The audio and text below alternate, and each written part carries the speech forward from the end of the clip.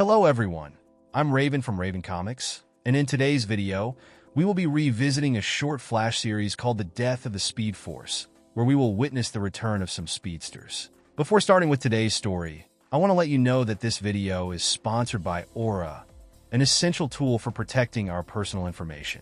Some time ago, I started receiving more than 5 calls a day from unknown numbers and suspicious text messages. I was always left wondering whether I should answer them or not. I wasn't sure if it was a family member calling from a different number or if I really had a package to be delivered. Such experiences are frustrating, but also dangerous. That's when I decided to take control with Aura, which protects your privacy by removing your personal information from data brokers and search sites that could sell it to identity thieves, scammers, and other threats.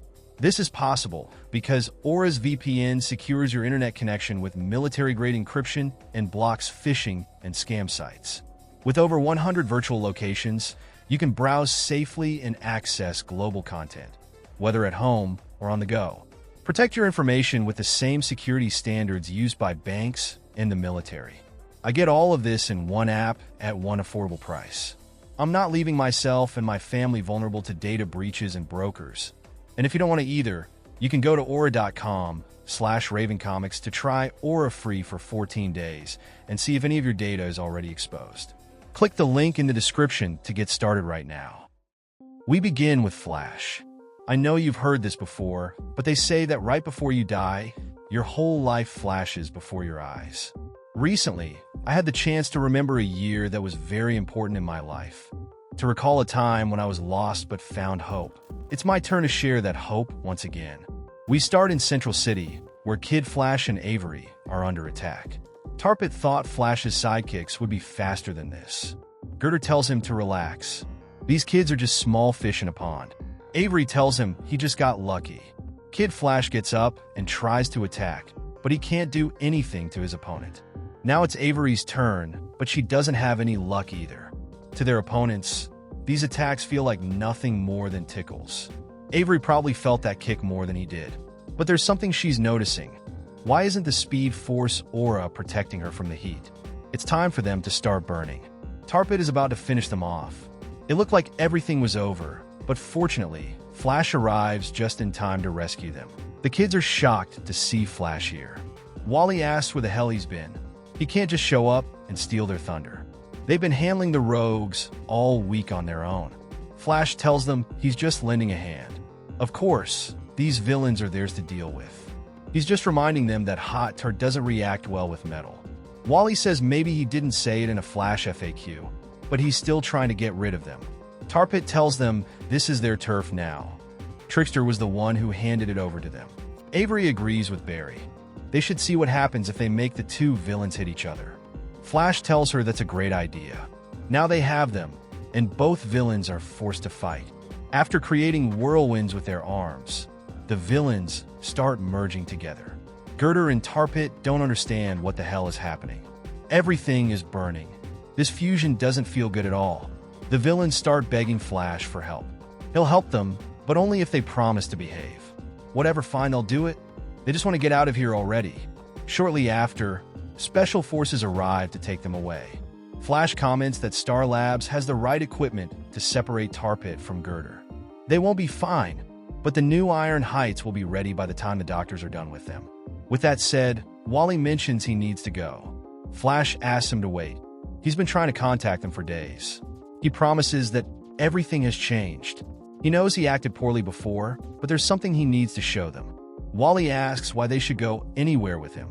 It's true that he acted like a jerk before and then just left. Flash is here now to make up for that mistake, but this is about more than just past errors. Wally tells him it's going to take more than words and a smile to prove things have changed. He's only doing this so they'll talk to Iris, isn't he? Flash says no, that's not it. He and Iris will talk when they're ready. They just need to run together. He'd like to show them what he's been working on. And what do these two speedsters say? Well, it looks like they accept. Honestly, he thought they'd tell him to get lost. When Kid Flash is angry, he reminds him of Iris. It'll take a lot to earn back their trust. He doesn't know Avery as well as he'd like to, but from seeing her in action here and in China, she seems smart and like a brave hero. Both of them became heroes without his help. They've proven once again that they don't need him. Now we're at the Flash Museum in Central City. This place looks a bit different since Barry has made some changes. They felt like they were forgetting something they needed as a team. Flash created this new mural, and not just that, he'll show them something else if they want. Like he said, no pressure. The three of them start vibrating to phase through the mural. Wally asks if this is a Batcave. It's not a cave, it's a speed lab. He uses future technology here to track loose rogues, follow Trickster's plans, monitor new Force users, whatever they need to protect Central City, and much more. Wally tells him this feels like when an absent father buys his kid a new toy, hoping everything will be forgiven. He has a lot of questions. What's the deal with the bad vibes guy? Flash tells him that Steadfast, the new Still Force user. He's helping him understand how the new forces are affecting the world after being unleashed. He wants him to listen. No more lies or secrets between them. Any question he has, he'll answer. Meanwhile, in Barcelona, we see a criminal escaping from the police. The man runs into a restaurant and breaks a gas pipe. The officers tell him to stop. If that gas pipe explodes, everyone will die. But it seems like there's nothing to worry about because Heat Wave isn't carrying his flamethrower. Heat Wave says no, he doesn't need it because he has something else that can cause an even bigger explosion. Everything explodes, and many people die. As the smoke clears, we see more police officers. Heat Wave tells them to shoot. Or do they want more? It looks like they will get more, but this time it's not heat, it's cold. Heat Wave tells Snart he's wearing a lot more clothes now. Doesn't he feel hot? Captain Cold tells him, "You're welcome for saving your ass." It's true that he couldn't get his ice powers back, but he doesn't need them because his time in prison inspired him to upgrade his tech. Lex Luthor gave him the resources to step up his game and made him an offer he couldn't refuse. If Heat Wave doesn't want it on the loot, then he can rot. Heat Wave is in. With this new toy, he's gonna burn everything down. After all, they're the real rogues. What's next? Captain Cold asks what he thinks is next. The next step is to gather the whole gang. Meanwhile, in the Flash's lab, Wally asks Barry what he means when he says they're getting slower. Barry tells him that after the Force's barrier fell and the Sage, Still, and Strength forces were unleashed, he started noticing it. But it's been getting worse. With every step he takes, it's deteriorating more. Wally had felt it, but this whole time, he thought it was just his imagination. Fighting Tar Pit had never been difficult, but today it was. So what's happening to the Speed Force? The Speed Force is dying. The new forces were never meant to be unleashed. Their very existence is hurting the Speed Force. What will they do about it? They can't lose their speed. If they do, the rogues will take advantage of it. The world is more dangerous than ever. They have to be smarter. So, will they stop searching for the rogues? Flash tells them no. What they've been doing is important. They were there when he wasn't. He'll continue investigating what's wrong with the Speed Force while they keep an eye on the rogues. Barry trusts they can do it on their own, but this time, they can do it with his help and support. He's let them run alone for too long. It's time they run together again, like a family. It won't be easy, but he believes in them. What are they thinking?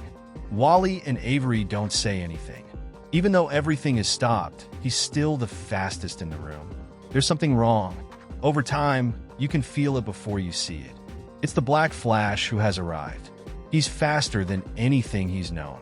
Normally, he would use science or some clever application of his powers to stop him dead in his tracks. But he doesn't have time. That hit he just took felt like being hit by Darkseid. What the hell was that? It was nothing less than death. And what happens when the Black Flash appears? It means it's time for someone connected to the Speed Force to die. This means someone in this room is about to die. While Flash is here, he won't let anyone be taken. Barry stands in front of everyone to protect them, but he can't do anything against the Black Flash. Wally doesn't think he's after someone connected to the Speed Force. What's happening surprises Wally West because it seems he's not after them, but someone else. The Black Flash now has his victim. The new forces must die. Meanwhile, we go to the Weather Wizard, who at this moment will stop using that name. He will no longer be the Weather Wizard. He is their executioner. Mother Nature demands vengeance. For Captain Cold, that's fine. They can help with that. Lex Luthor came to him with an offer he couldn't refuse. There's a way they can face Flash and win. But the rogues must stay united no matter what if they want to succeed. Heatwave tells Captain Cold that the forecast predicts total chaos with this member. Captain Cold tells him to shut up. They need an answer from the weather wizard right now, whether he'll do it or not, and he knows what he means. Mark tells him there's a much bigger storm approaching on the horizon, beyond their eyes. Only united as a family can they survive it. Captain Cold will take these words as a yes. Now we go back to Flash. All he wanted was to fix things, fix his old mistakes, repair the relationships he's damaged. Steadfast has to wait for him. He doesn't care who the Black Flash is after. He will do everything he can to stop him. Death might have plans to take Steadfast out, but Flash won't allow anyone to die today. There's one question he has. Why isn't Steadfast using the Still Force to defend himself? Steadfast tells him that when it's time to fight, he will fight. The Black Flash uses his powers to harm them. They flow inside them. That's how he's tracking them. Flash tells him, then, if that's the case, we have to keep moving. He asks Kid Flash and Avery for support. They have to run with him because he has a plan.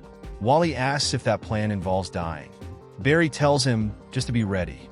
Now they will have to use a cross formation. Wally will be the first to start, and then let everything begin. Wally carries the Black Flash's victim. It seems the death of the speedsters is too slow because now Barry has it. It's Avery's turn to evade death. The Black Flash becomes enraged. The new forces must die. Once he says those words, he's going to use his arms to create a vortex. The Still Force belongs to him. The Black Flash has taken his victim and is about to finish them. But to his surprise, he didn't have Steadfast. He only had his cape with a mannequin of Flash. This infuriates him beyond measure. He has no choice but to move quickly and leave this place. Meanwhile, elsewhere, Steadfast tells Flash they were lucky to get away. His coat, with the aura of the Still Force, worked. He doesn't sense the Black Flash pursuing them right now. Barry asks how long this will last if the Black Flash is hunting the new Force users through his powers. He can't use them again. He can still feel his connection to the Speed Force slowing down, but his only option is to keep moving. And by the way, Commander, can you tell where the Black Flash is? Commander tells him that he's already withdrawn, but he was able to do a quick scan. He knows the new forces might be hurting them. It may be destroying the Speed Force. But it seems that the Black Flash is acting like an antibody, trying to save the Speed Force by killing the new Force users. Now that he's disappeared, he can't find his energy signature anywhere in the world. Flash tells him that he's on his way back. He'll keep Steadfast as far away from this as possible, but that doesn't mean he'll stop. He'll just go after a different target. Commander tells him to be careful. The Black Flash doesn't stop until he's finished with his victim. Avery has arrived. She tells Commander that they can help. For Commander, this is a good idea. Wally notices something that doesn't look good. Commander tells him no, not exactly. Since Trickster destroyed Iron Heights, I've been monitoring the police channel and looking for any mention of prisoners escaping. It seems he'll find fallout outside the police department. Wally asks what they're going to do. Avery remembers Flash's words. He wanted them to handle the Captain Cold. If that's the case, then that's what they'll do. They may be slower, but they can still be heroes. We go back to Flash. I hate having to leave Kid Flash behind, but I trust them both. While they deal with the rogues, I have something bigger to fish for. Meanwhile, we're with Fuerza, who is fighting King Shark. She asks the shark how he dares to come to her country. He's helping these pirates steal medicine. Barry is arriving at the Maltese shore. Fuerza is a user of the Strength Force. The last time she was here, they didn't exactly part on good terms. She literally told him she'd hit him in the face the next time they met. Barry has reached the coast. Fuerza asks if no one had ever told him before that his lightning smells. Honestly, that smell is bad. She doesn't know why he's here, but she's busy. She doesn't have time for his lectures. Flash tells her that he really thinks they started off on the wrong foot. Once she gets to know him, she'll see that they're on the same side. They need to talk. Fuerza tells him that talking is overrated. If he's not going to let her talk, then he has to let her act. Barry takes down a few criminals so she can see they're on the same side. This annoys her even more. He's meddling in her business again. If she needs his help dismantling the King Shark pirates, she'll ask for it herself. King Shark returns for battle. He likes his style a lot and also likes one of his arms. Fuerza tells him that after all the work she's done on her anger issues, her therapist will be disappointed because she's going to finish him off right now and throw him flying out of here. King Shark can't handle it. His jaw has been shattered. Fuerza hopes he likes drinking through a straw because he won't be able to use his jaw ever again. Once the battle is over, Fuerza tells Barry to slow down. Flash tells her that if she doesn't want to talk, that's fine, but they need to leave and do it right now. Fuerza asks why she would go anywhere with someone she doesn't trust. He keeps fighting, running to save the day, as if stopping were something bad. But her friend, the one over there, takes his time. He helps people see what happens after the fight. And what is Stead doing? He's trying to calm the people on this ship. Fuerza realizes he's someone she can trust. If that's the case, then she needs to listen to him. Flash is right, they're in danger. The forces they control have always been at war, and with war comes death. Death won't rest until the forces are destroyed. Fuerza believes him. It's as if her strength force is connected to Stead's. He tells her that all the forces are connected, and he'll explain it, but they need to get moving. Their new destination is with the user of the Sage Force. Elsewhere, Psych was hanging from a building about to rob a place. This definitely seemed like easy money. It seems so because we only see a lightning strike pass by. Barry asks if he's getting back into illegal activities. Psych tells him that he can't get mad at a guy trying to pay his bills. The first time Barry met him, he put his life in danger and killed a man with the Sage Force before he could escape. Speaking of that, Psych thought he was the psychic. How did Barry find him? Barry tells him that after lifting all the rocks in Zandia, it wasn't too hard to find him. It's time to introduce his new teammates. Psych has to meet Fuerza and Stead. They're also users of other forces. They're all in great danger. Psych tells him they need to stop chatting. He can use the Sage Force to read their minds and get the details faster than they can talk. What he finds in Barry's mind is something he can't believe. What the hell is a black flash? Fuerza tells him it's the devil, but is that what's chasing them? Barry tells them that if they take all of this calmly and work as a team, they can get through this. Psych tells him he's lying. He can see it in his mind. Flash has no idea how to stop this monster, and it won't stop until one of them is dead. Stead tells him that as long as they don't use their powers, it won't be able to find them. Psych isn't going to wait for that thing to catch him. Psych won't just sit still and wait for that thing to get him. But if it can track their powers, he's going to use them as bait while he escapes. He hopes Stead doesn't mind him controlling his mind, because these idiots have to enjoy this fight. Thank you very much for watching this video. Don't forget to comment, like, and subscribe for more content like this. I'm TJ Prime, and see you in the next video.